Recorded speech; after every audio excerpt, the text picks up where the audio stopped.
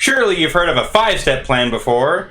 You've probably also heard of a 12-step plan to deal with alcoholism or other drug-related treatments. But have you ever heard of a 39-step plan? No? Well, neither have I, because that sounds absolutely dreadful. Who'd want to take that many steps just to try and deal with just about anything?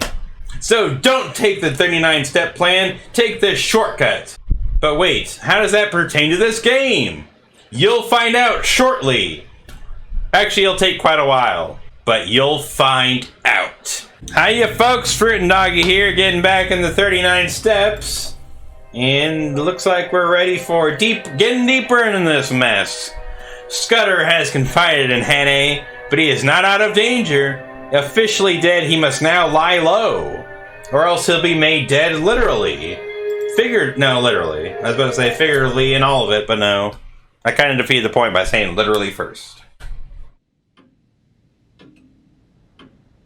It's Tuesday! My goodness, time is flying. I don't even know what the other day was the other time I played, so I don't know what I'm referring to. Tick-tock, tick-tock goes the clock. Nope, I didn't. Why, it's the Can Man! And there goes the Can Man. With his cans. 7:30. Tis getting late. Oh, Stop that row, Paddock. There's a friend of mine, Captain... he's dossing down in there.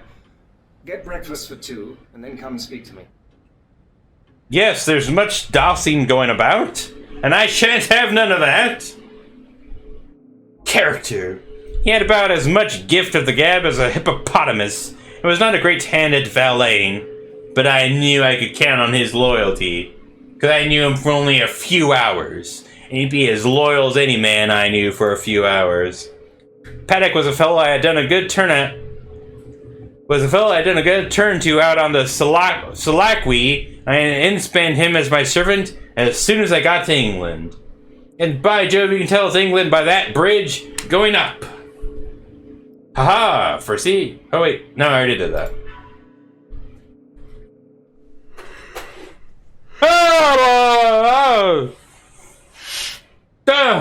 Oh, it's early in the morning. Not like you can tell the grandfather clock. Is that bacon? I told Paddock a fine story about how my friend was a great swell with his nerves pretty bad from overwork, who wanted absolute rest and stillness. Oh, Paddock is your servant. Alright, I got mixed up. Nobody had got to know he was here, or he'd be besieged by communications from the Indian office, and the Prime Minister and his cure would be ruined. There shall be no ruining of this cure. And I am bound to say Scudder played up splendidly when he came to breakfast.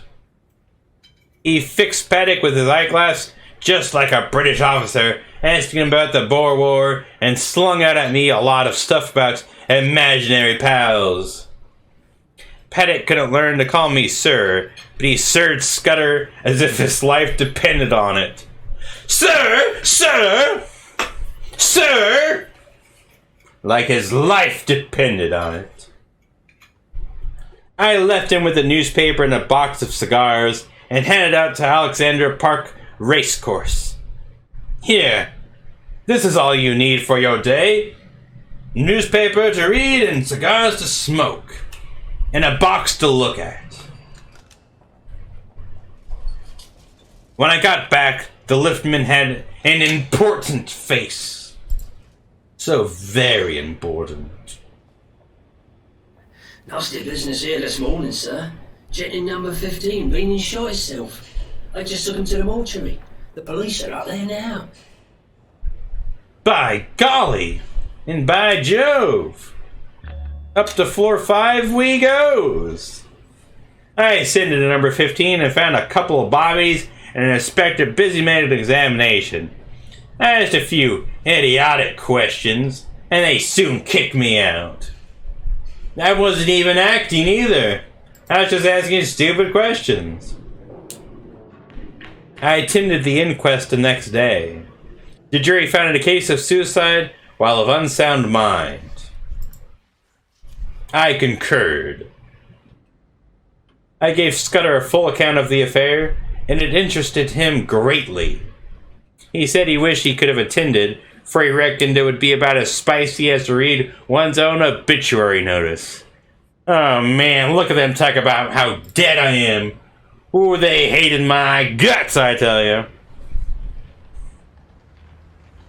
Scudder was very peaceful the first 2 days he stayed with me. He read and smoked a bit and made a heap of jottings in a notebook, and every night we had a game of chess, at which he beat me hollow. But on the third day, I could see he was beginning to get restless. Kicking my butt at chess was not going to be enough. Soon, he wanted more. He fixed up a list of days and started making remarks against them. Monday is the worst of days. Tuesday is better. He started listening for little noises and was always asking me if Paddock could be trusted.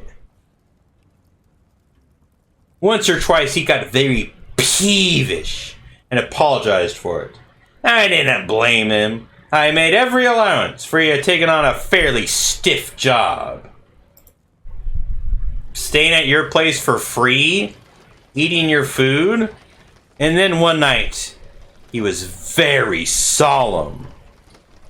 Peevish, solemn, restless.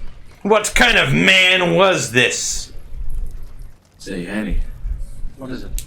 Judge, I should let you a bit deeper into this business. I should hate to go out without leaving somebody else to put up a fight. Put up a good row and a good scuffle. He began to tell me in detail what I'd only heard from him vaguely. I did not give him very close attention. The fact is, I was more interested in his own adventures than his high politics. The plot thickens. Look at that black stone. He talked about a black stone and a man that lisped in his speech. And he described very particularly somebody that he never referred to without a shudder. An old man who could hood his eyes like a hawk. Man, how dangerous. Carolides. I reckon that Carolides and his affairs were not my business. So a lot that Scudder said sit clean out of my memory. It is very clear that the danger to Carolides would not begin till he had got to London, and would come from the very highest quarters, where there would be no thought of suspicion. He mentioned the name of a woman, Julia Chekinyi, as having something to do with the danger. She would be the decoy, I gathered, to get Carolides out of the care of his guards. And you can't trust a woman. You gotta trust your bros only. Even if they are drunk. And he remained solemn for the rest of the evening, and spoke a good deal about death. He wasn't a very good guest. And I began to... I reckon it's like going to sleep when you're pretty well tired out. Awaking to find a summer day with the scent of hay coming in at the window.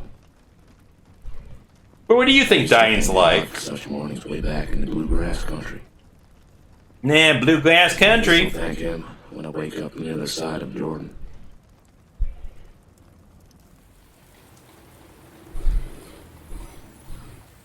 So I'm kind of guessing that suicide might be in this guy's future. Just seems like a possibility. But yes, all this talk about death made him a dreadful guest. The next day he was much more cheerful, and read the life of Stonewall Jackson much of the time, while the rest of London celebrated Empire Day. Man, just so cheerful, reading along while everybody else is actually celebrating. I'd be so much happier too. I went out to dinner with a mining engineer, whom I had to see on business, and came back in time for a game of chess before turning in. How exciting! Wait, I already played chess. Why am I outside? Game, you're just... Oh wait, I'm gonna have to do the magic inscription in order to open the door. The glyphs! The glyphs! Am I gonna have to do it again?